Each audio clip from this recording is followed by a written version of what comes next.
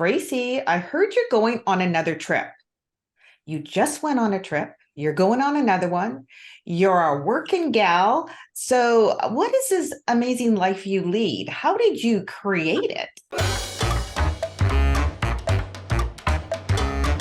That's so funny that you say it that way. I used to, when I had my other company, um, there was a guy who used to say to me, "You have more vacation than God. Like, what is with you? Like, I don't get it." And I was like, "Yeah, I'll tell you, it's a gift.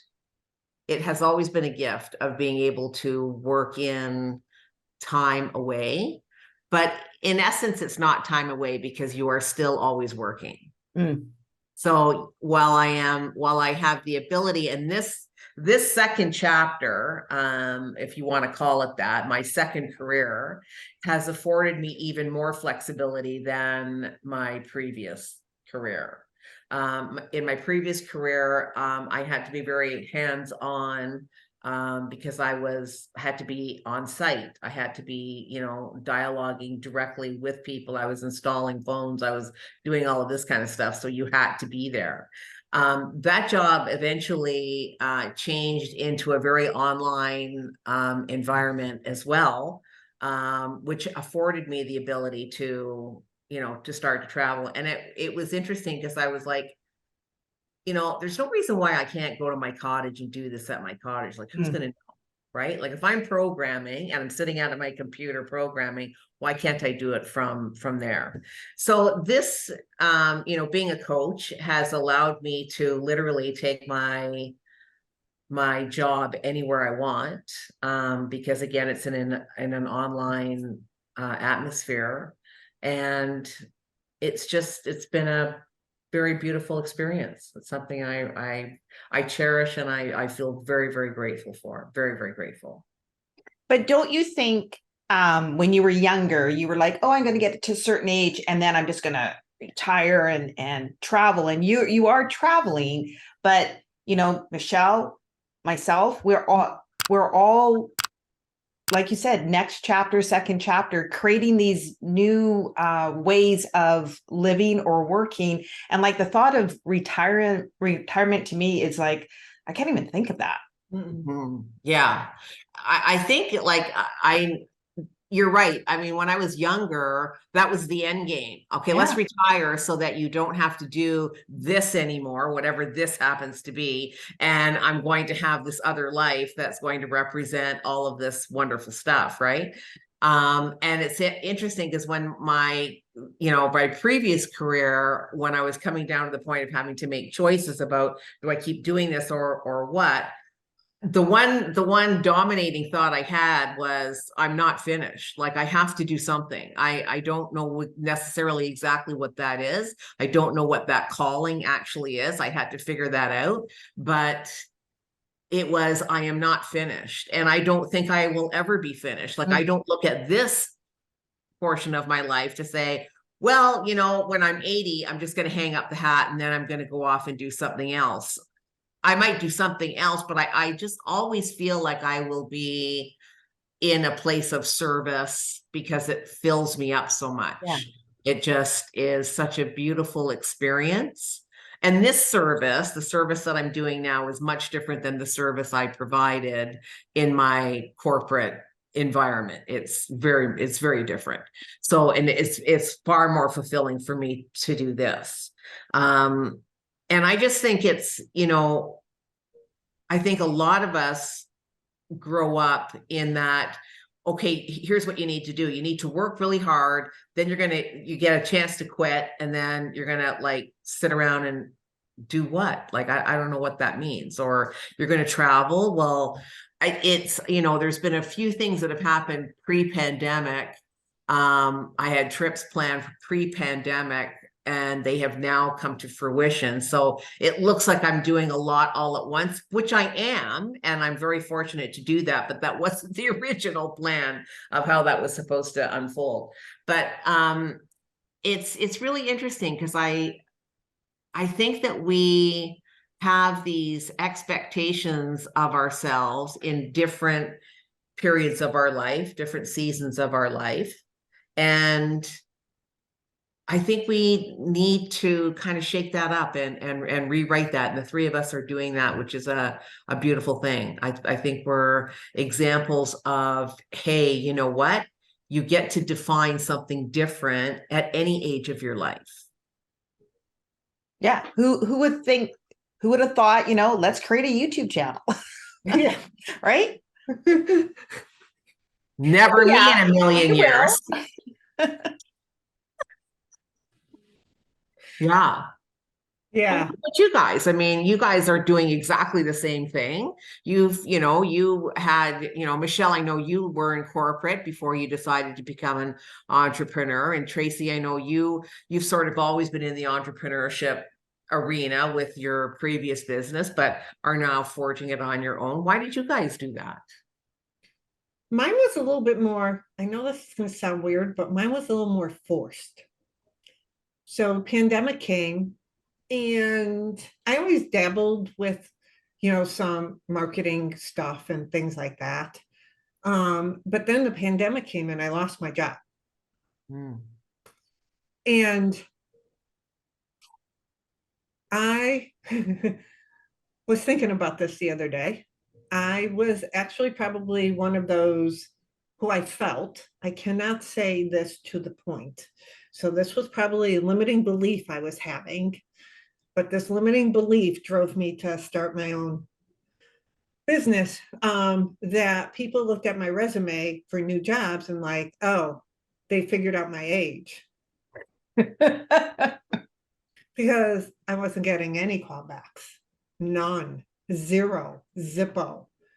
And I really was feeling um, that that thing, you hit over 15, it's very hard to find a job.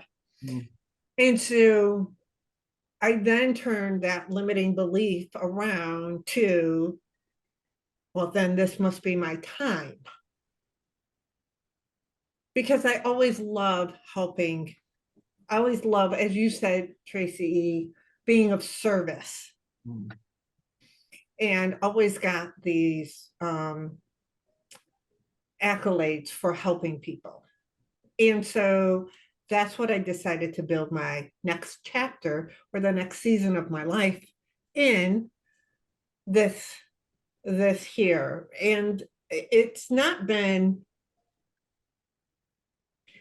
a struggle. I'm going to be very honest with you. And there has been self-doubt within the struggle. I have had my self-doubts. I have not quit, and I don't plan on quitting. But like you said beforehand, I don't foresee myself not doing nothing. So whether it will be a place of servicing someone where we can get a payment for it, or servicing somebody in a volunteer format, I will always be there servicing, because I also have a passion for helping women find their clarity and women finding their voice, because mine was stifled for so long. Mm. So that's where I feel sometimes, I know we did an episode on manifestations and we did an episode on, and we talk about the universe and the manifestation and what you believe in. I do believe that the universe is sending me a message to keep moving forward, as hard as it is. And I do. It's not easy. I don't think any of us will say this has been a piece of cake for us. Mm. It has not.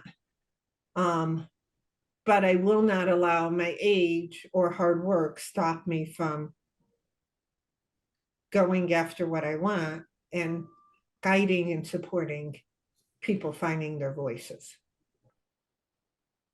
Awesome. No. What about you, Tracy?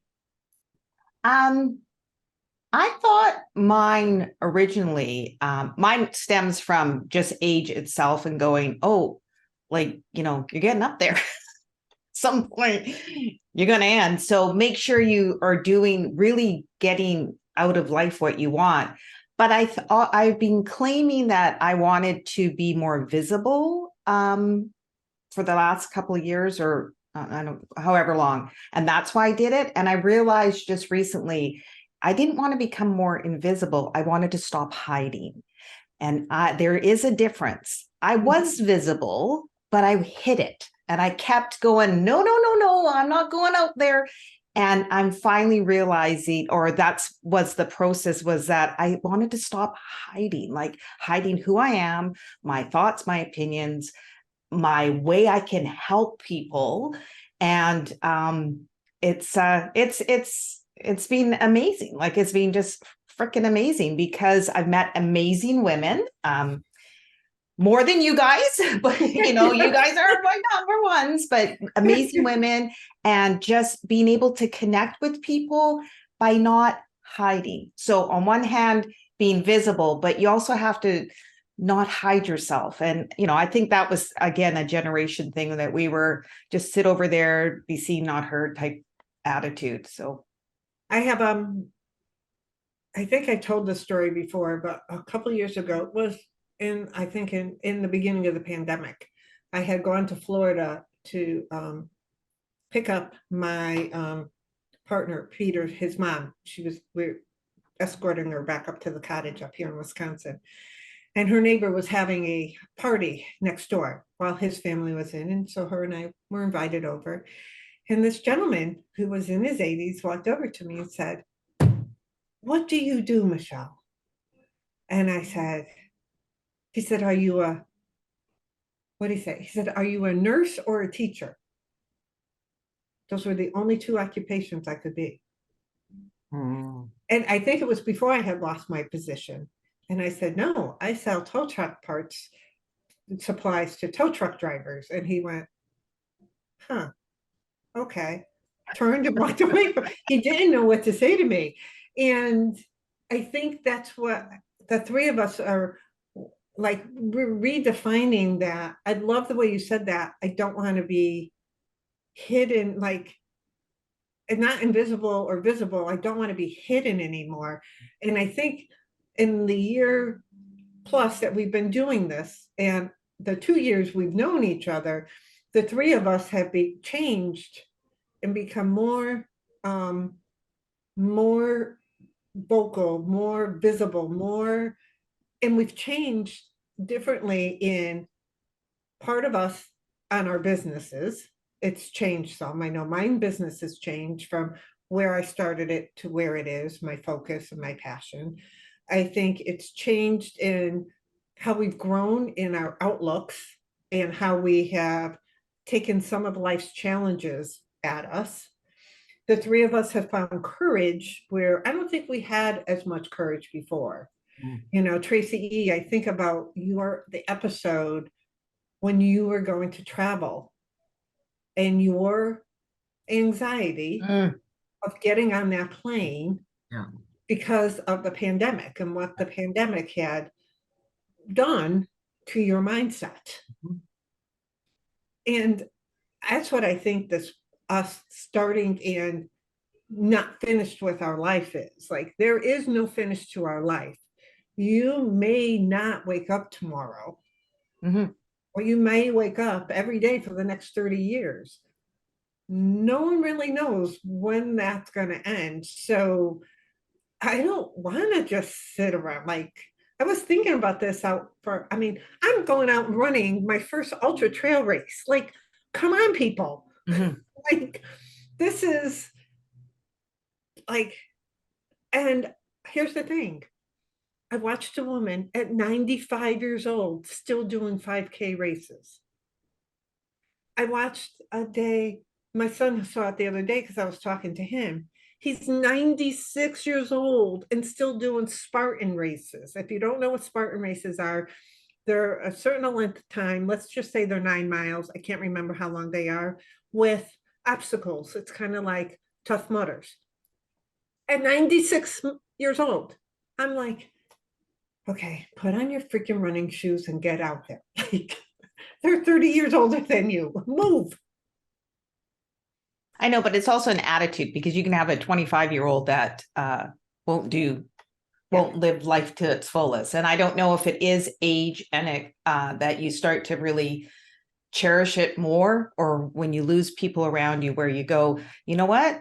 Exactly what you said. I might be here for 30 years. I might not be here tomorrow, but today I'm going to have a really good day and do what, again, intention for for me. Right. But do you guys ever get asked the question, like, why are you still working? No, I get more asked because people don't understand what I do. So they're more confused where I am on what I do. I get that a lot. Like, why are you still working? Yeah. Like, they don't even know what I do. They just like, are you still working? Are you retired yet? And I'm Yeah. like, no, I'll no, tell them no, no, I don't plan on retiring for a while. no. And it's funny because Peter is the old world. Peter's my partner. Peter's the old world. Peter has hit retirement. And the February 19th, he retired. And his goal is to do nothing. But what does that mean? Do nothing. Well, to him, do nothing is probably playing golf a couple times a week, sitting by the pool.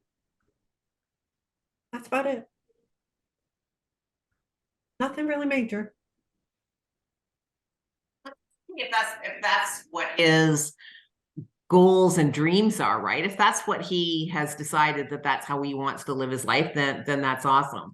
I just find it really interesting that people, ask the question, why are you still working, when they obviously feel that when they look at me, I should be retired. Like, what are you doing?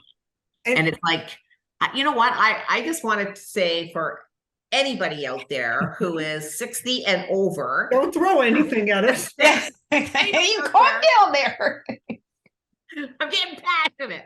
Anybody who's 60 and over, you do what you want to do. If you want to have another career, do it. If you want to start up a whole new product line for something, do it. If you want to, like, I don't know, trademark something, do it. Like, don't think that just because that's what your age is, it should then dictate a certain behavior. Don't let that happen. Don't let that happen. Preach. Because whatever it is you've got, the world wants it. Yeah. And it doesn't even have to be that. It doesn't even have to be if you want to do that yourself. If you're comfortable greeting people at a Walmart, if you're comfortable standing in a McDonald's saying good morning, I love those people. I love walking in and seeing anybody that's happy. If I'm having a crappy day and I'm greeted by somebody who is happy, it helps change your mood. Yeah. Like, and there are people that they're like, what am I going to do? Then they enjoy working, and that's great. My mom worked until she was 72, and my dad worked until he was 79. It was when they retired, they didn't know what to do with themselves. Well, because we're social beings too, and we need connections, whether online or physically around us. And so why would you isolate yourself and do nothing? And try to find something to volunteer at. If you don't want to start a business and you don't want to work somewhere, volunteer. I used to volunteer up to about a year ago before I got sick. And it was amazing just helping people. Like, just because you retire or because you hit a certain age, you can start a business. And it's funny because you might volunteer and find a knack for something, a niche for something. Then go after it if that's what you want to do. Yeah, absolutely. Absolutely. And don't let anyone tell you anything else. And even don't wait until you retire either. If you're younger right now and there's something gnawing at you, start researching it. Start looking into it. Do it a couple hours at night. Do something, different, because you never know what's going to happen. Yeah. And social media, like, it does get a bad rap, and we've all talked about the negative, but it also has a really positive of how you can connect to people that you never could before so easily. And it's, take that chance, just challenge yourself a little bit and go out there. And I don't know, I just think it's amazing. I think we're we're very fortunate to be able Mhm. to connect with people that we couldn't in the past. Yes. I totally agree. Me too. Totally agree. So when are you going to start your next project? I'm asking the audience. What's that thing that's been like burning in your belly that you wanted to like go after? Is there something that you're like, I'm thinking I want to do this why can't you start it now? What's that something you need to start now? Tell us in the comments. We'd love to hear about different things that you think about on it. And don't forget to follow us. Don't forget to hit subscribe, notifications so you get notified every Wednesday of a new episode. Follow us on Instagram and Facebook. Until then, have a great day. Thanks for watching, and we hope to see you as a regular member of our community.